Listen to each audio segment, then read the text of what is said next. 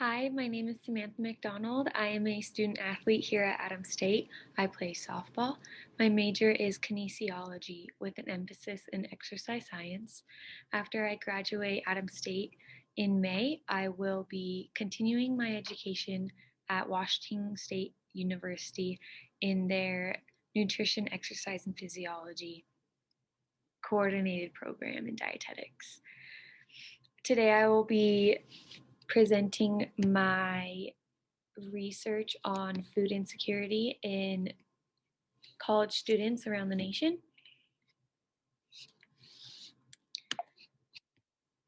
First, I'll give you an overview of what I will be presenting to you today. I will give you a background of food insecurity in college students. I'll proceed with my methods on how I conducted my research and collected all of the results. I'll share with you the prevalence of food insecurity in college students. I'll move into the effects on college students from food insecurity. And I'll share some solutions on how we can implement change at universities and community colleges around the nation.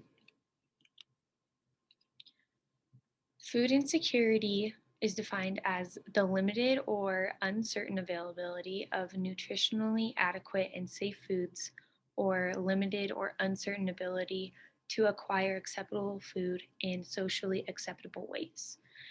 The USDA categorizes food security into 4 different categories: high food security, marginal, low, and very low. High food security is reported with no problems in obtaining adequate amounts of nourishing foods. Marginal food security is reported with anxiety related to how someone will acquire their food and having anxiety around the quantity and the quality of their food, but they still manage to obtain food for the whole week. Low food security is determined when a person begins to make adjustments that diminish the quality of their food, but not the quantity of their food.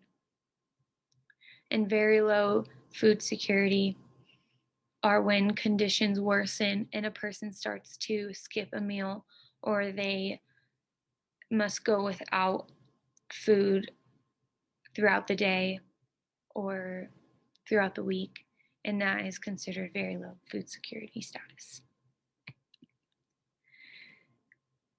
I conducted a literature review and I gathered a bunch of information from several different articles. I collected and organized the information into a table, identifying school details from the articles, included students of their surveys and their studies. I included the food insecurity prevalence on their campus or multiple campuses that they surveyed. I collected their research questions and analyzed those depending on food insecurity or their food environment. I recorded their methods and their findings to determine which information was significant. Student food insecurity prevalence. So just in the nation, households are at an average of 10.5% food insecurity just in 2019 alone, and 4.5% experience very low food insecurity. Very low food security. And like I said previously, that is when their households are skipping meals or going without. And many times the mother of the household will go without to make sure their children are being fed, but that's still not a way to live. And the average of food insecurity in college students is a range between 14% and 59%. So you can see that the average in college students is well above the household average. In a study At a large public Midwestern university, food insecurity prevalence was reported to be 46.3% reported high, 12.2% reported marginal, 25.1% reported low, and 16.4% reported very low food security. So just below half of that study of 514 students is reporting low food security. Not only does food insecurity exist at universities, it also is prevalent at community colleges around the nation. Every 2 out of 3 students attending community college are food insecure. To continue, I found research on another study that included 3,800 students at 34 colleges, community colleges, and four-year colleges across 12 different states. They reported several groups experiencing food insecurity. These groups included first-generation students, students who were employed, and students receiving multiple forms of financial assistance, students enrolled in meal plans, students experiencing housing insecurity, and African Americans and other minority groups. Some statistics from that survey: 57% of Black or African American students reported food insecurity, and 40% non-Hispanic white students reported food insecurity. 56% of first-generation students were food insecure, and 45% students with one parent who attended college were also food insecure.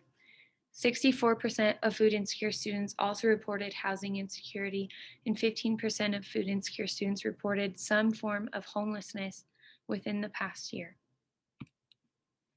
This is an infographic from the beginning of the COVID-19 pandemic, and it reports 22% of undergraduate students enrolled at a large public research university reported to be food insecure. Some other statistics from this infographic read 58% at low income or poor students were food insecure, 40% working class students, 38% international students, 37% Black students, and 34% Hispanic or Latinx students were experiencing food insecurity just during the first few months of the COVID-19 pandemic. Now, into the effects of food insecurity. There are several different effects, but the ones that I will be focusing on today are the academics, eating habits, health, mental health, and food environment. In the previous study I mentioned of 3,800 students at 34 different community colleges and four-year colleges across 12 different states, 32% of students who were food insecure reported academic impacts. Those academic impacts include reporting the inability to purchase textbooks, missing or dropping classes. 25% reported dropping a class entirely because they were unable to acquire those textbooks because of food insecurity. Food insecure students were more likely to have difficulty concentrating and experiencing lower academic performance. Food insecure students were less likely to report a GPA greater than 3.0. Now, many graduate programs, or if students decide to further their education, a grade point average usually under 3.0 will not get you into those schools. So this is very important and can be very drastic for futures of students who are experiencing food insecurity.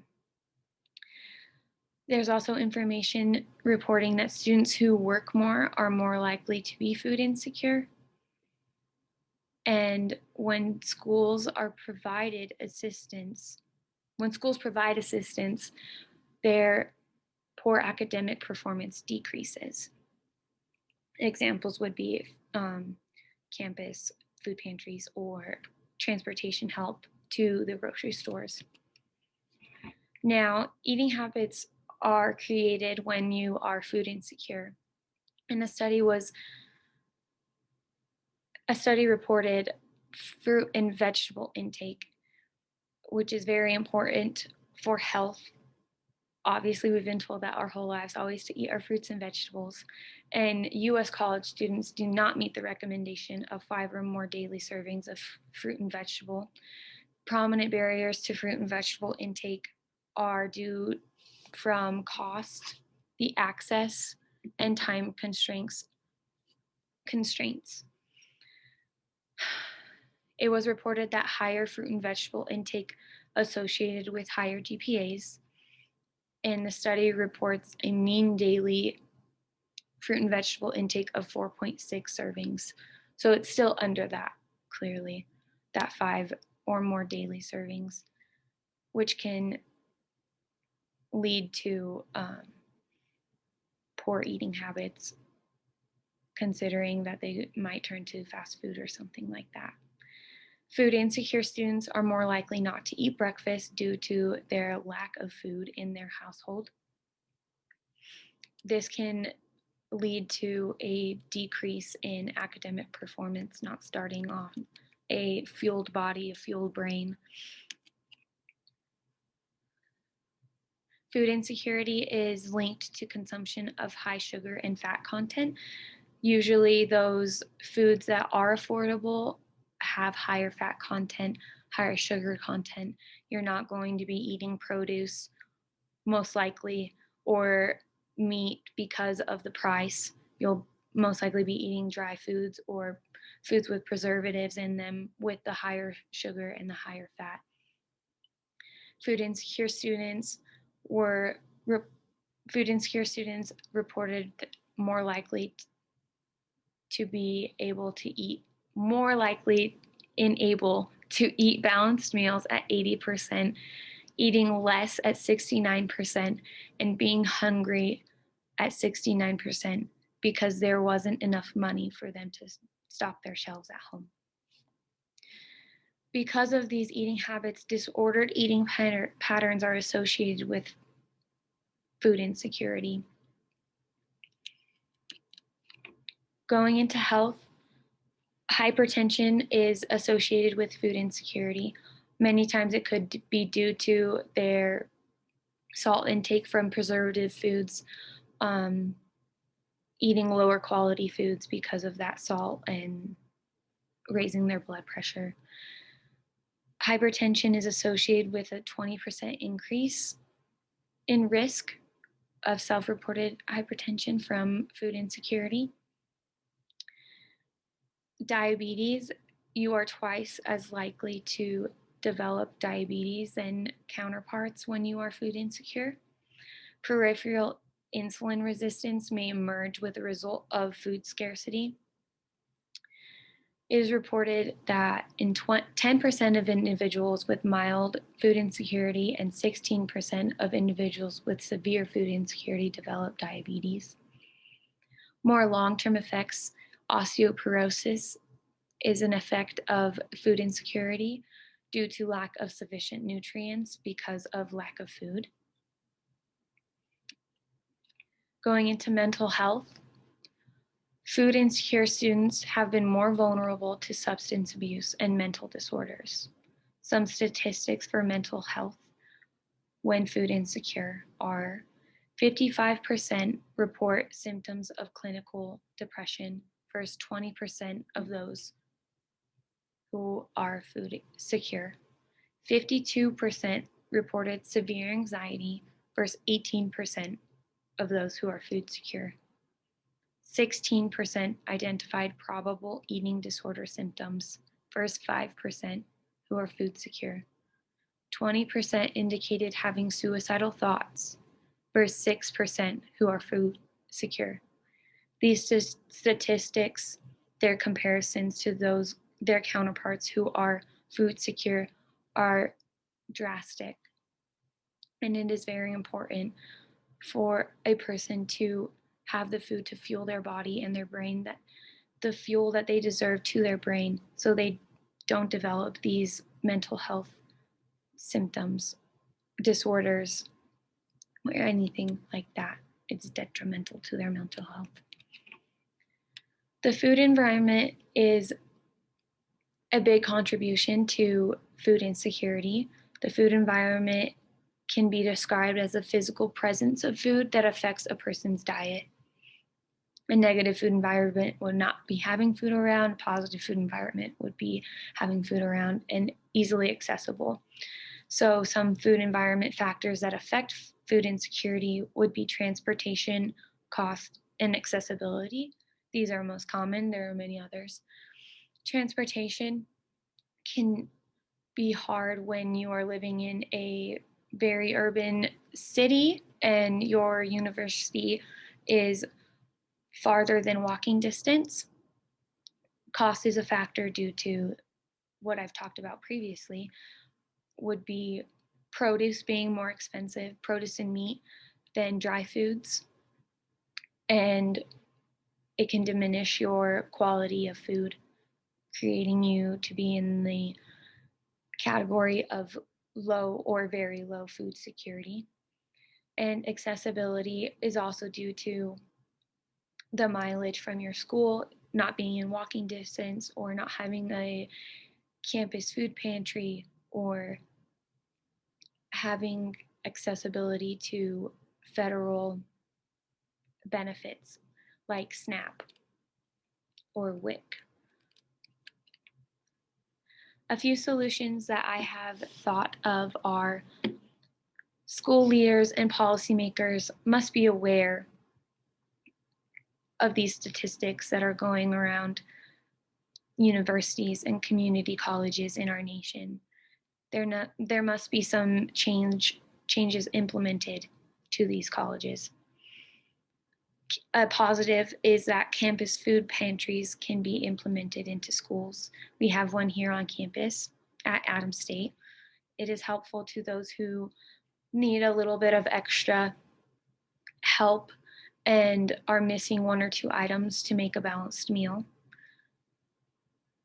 A campus community garden is important and can also create a positive relationship with food for the student and create better habits.